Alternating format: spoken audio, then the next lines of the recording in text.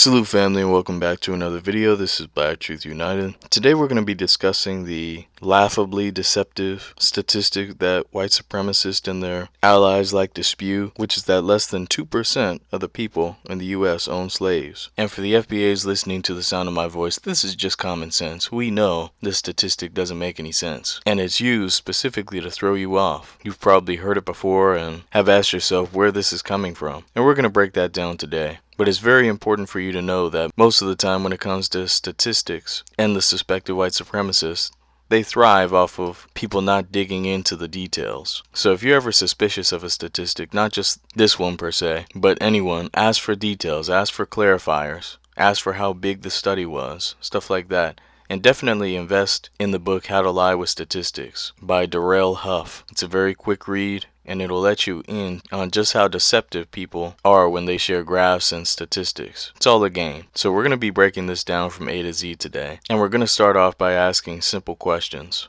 The first one being, when? When are you talking about? You see, slavery fluctuated from year to year. Certain years were booming, others weren't as good. For example, the slave values went sky high as soon as the importation of slavery ended, at least from outside of the US. We all know that they continued the underground markets of getting slaves and turned to slave breeding instead. But it's important to ask them when they're talking about, because during certain time periods, slavery was much more prevalent. And if they're hand-picking a year that doesn't give a broad perspective, everything's going to be off. Let me give you an example.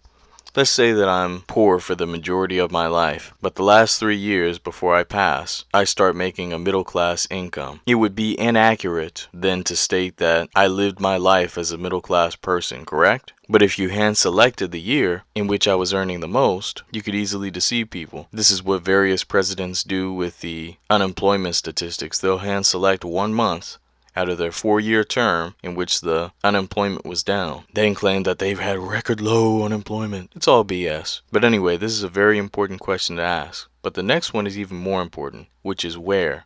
Where are you talking about? Because if you're talking about the South in, let's say, 1860, that's very different than the colonial era in which slavery was allowed in all states, including the northern states. And you should know where this is going. When people quote the statistic of 2%, they're referring to all across the US. They're including the numbers which were packed in the northern part of the US with the white population numbers that were relatively low in the southern part of the US. And by the way, they're also calculating the slaves as people who did not own slaves. So whenever you hear people say that 2% of people in the US own slaves, they're making the statistic look better by including slaves as people who did not own slaves. You see the leaps of logic. This reminds me of the quote, if you torture the data long enough, it will confess. You can get the data to say pretty much anything you want if you hand select who to include and who to exclude from your data pool. The majority of the white population was in the Northeast. So if you combine both the high slavery percentages in the South with the low slavery percentages in the North, it makes the South look a hell of a lot better. They can then claim that, hey, only 2% of people own slaves, not telling you that they're combining the numbers from the North, which had somewhat free states. We'll get on that later. So where is a very important question. Now, if they're talking about the South, we've got the numbers right here. Among adults, meaning this won't count children, aged 20 and older, free males living in the South, only 17.8% were reported as slave owners, compared to 2.3% for adult females. This number tells a lot more of the story since it's not including slave population numbers to water down the percentages. And while we're at it, since I know the suspected white supremacists and their allies will lean heavily on this talking point if I don't address it, let's go ahead and address the old failed talking point.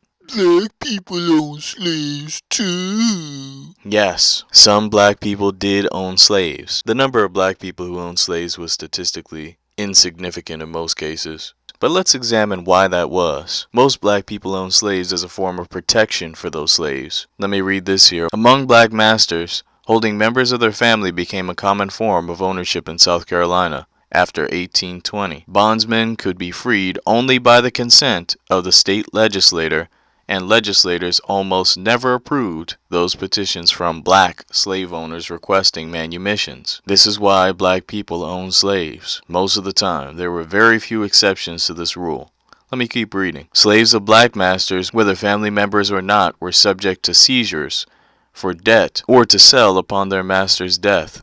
Thus, to protect family members, black masters entered into deeds of trust, especially when death seemed imminent. Such documents transferred legal title of the slaves to a black friend or a sympathetic white and stipulated the conditions of ownership. Owning slaves for black people was a form of protection. Here's another insight. The 1806 Virginia legislature required emancipated slaves to leave the state. A woman's continued ownership of her spouse or a parent's continued ownership of his or her children was often the only way for a family unit to remain intact within the state. In order to protect what little bit they owned and to keep their family intact, they would rather, at least on paper, own slaves. There were very few exceptions to this rule. So let's go ahead and throw that talking point out. Of course black people own slaves, but for different reasons than whites.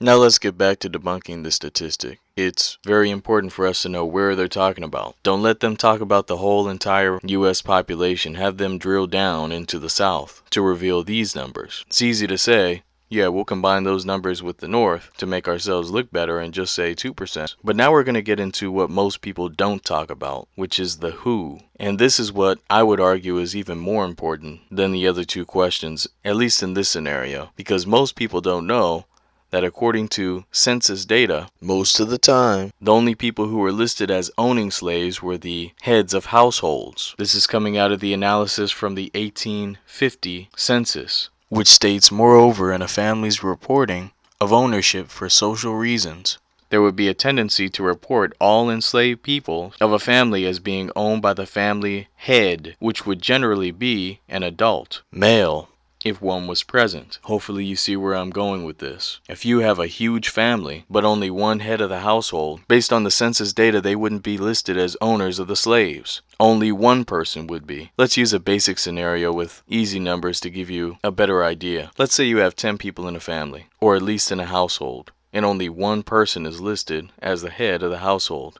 who owns slaves. That would mean that you could claim that only 10% of people own slaves, when in reality, everyone was benefiting from the slavery. That would be the same as you claiming that you're homeless as a child because your father and mother are the ones who own the home. No, you may not own the home, but you benefit from the home ownership. Same thing with the slaves. Everyone benefited, even if they weren't necessarily listed as the owners. This is how they collected the census data. So hopefully now it means a whole lot more when you can easily say percent of people who happen to be the heads of households own slaves in the South. This is especially important when you realize that most households in the 1850s had 6.2 members living in them. So I'll let you do the math as far as the probability that one of the people in the household would be a part of that slave-holding class. Hopefully you can see why asking the who is so important. But let's move on, because we're just getting started debunking this talking point. I get tired of white supremacists and their allies quoting this like they're actually saying something profound. And let's be clear, most of them know what I'm saying right now. They're intentionally being deceptive when they say this nonsense. But let me continue on.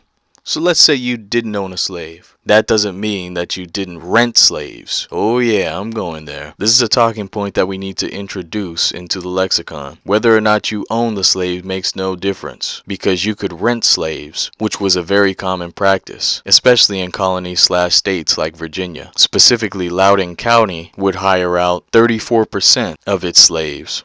And these slaves would work in all industries. Let me read this. Enslaved people were hired out in a range of contexts. Enslaved women and girls were hired out to perform domestic tasks in white households, including cooking, cleaning, and childcare. Enslaved men and boys were hired to work in artisan trades in industries such as mining, more on that later, and in manufacturing. Both enslaved men and women labored in agricultural tasks as hired hands. While some arrangements were informal and short, most consisted of year-long contracts deemed legal notes or bonds of transaction. The hiring term typically encompassed the 50 weeks between January 1st, often referred to as hiring day, and Christmas. There's a reason why I do not celebrate the 1st, in other words, New Year's Day.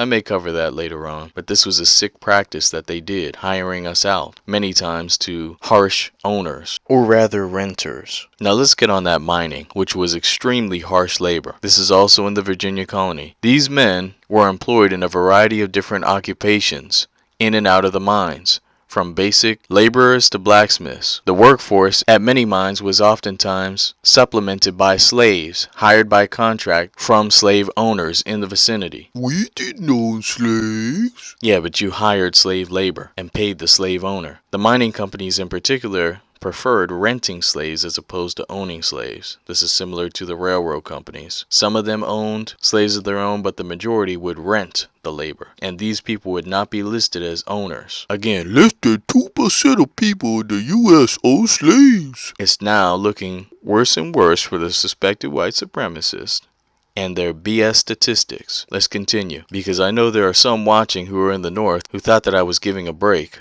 or was ignorant as far as the history. For those who don't know, slavery was happening in the quote-unquote North way up until the Civil War. In the 1840 census, just in what is considered the North, there were 355,777 slaves counted, and in 1850, 415,510. Slavery never really ended in the North. Also, if you recall in the Dred Scott decision, which was finalized in 1857, Dred Scott was living in the North as a slave. He was in the state of Illinois, and what the Dred Scott decision essentially meant was that anyone could bring their slaves from South Carolina, from Georgia, wherever they were at, right on up to Massachusetts or anywhere in the North, and they would be protected. This was very close to the Civil War, and while a lot of Southerners did not bring their slaves up due to a distrust of the North, it was possible thanks to this decision from the Supreme Court. You know, the place that upholds so much justice. Let's continue on. Slavery was booming in New York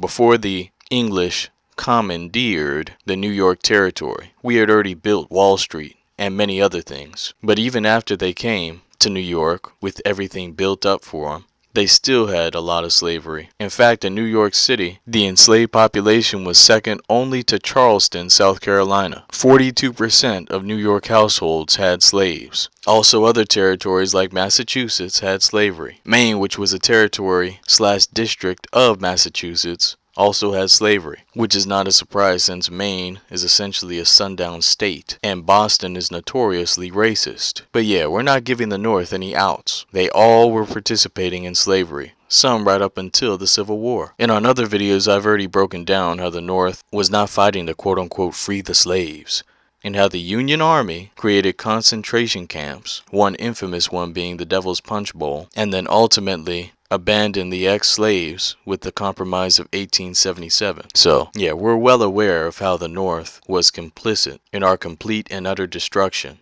Also, the Fugitive Slave Act is a perfect example of how the North would assist the South with re-enslaving people. A lot of times just based on someone's sworn testimony, they could get someone enslaved again. So it was all a scam. Everyone was in on it. And despite what people may say, the North was heavily involved in the South, even when they didn't directly own slaves. I encourage people to get the book Black Labor, White Wealth from Dr. Claude Anderson, where he breaks this down. We're going to read a few excerpts from the book. The northern states also thrived off of black labor. As in the South, the northern economy also thrived off the labor of black people through profits from businesses connected to the slavery industry. And contrary to popular beliefs, most northerners were not opposed to black slavery. A few abolitionists opposed slavery on moral grounds, but the greater preponderance of the northerners directly, if not indirectly, supported slavery by enjoying the fruits of it, by eating the food, wearing the cotton, and drinking the rum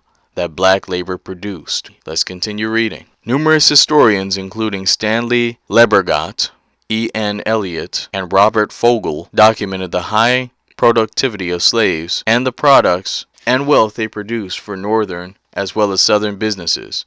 By 1850, more than 1,000 cotton factories operated in the United States. Northern mills processed 1/4 of all slave-produced cotton. This cotton provided clothes, fabric, jobs, income, wealth, taxes, and other benefits to populations throughout the North. So while northern anti-slavery forces opposed slavery on moral grounds, very few people, It was apparent from the kinds of businesses that were supporting the northern economy that nearly every northerner benefited from slavery. Again, I highly recommend this book from Dr. Claude Anderson. But yeah, this 2% of people owning slaves, we've debunked that down from A to Z. It's a loaded and intentionally deceptive statistic that tells, well, about 2% of the story. So let's be clear. No one's getting out of our righteous claims to reparations, which are owed. It's a legally owed debt, not a handout. And we're not going to allow any of the white supremacists or their allies to dodge accountability when it comes to paying what is owed. Now, with all that being said, be one and be blessed, family. Peace.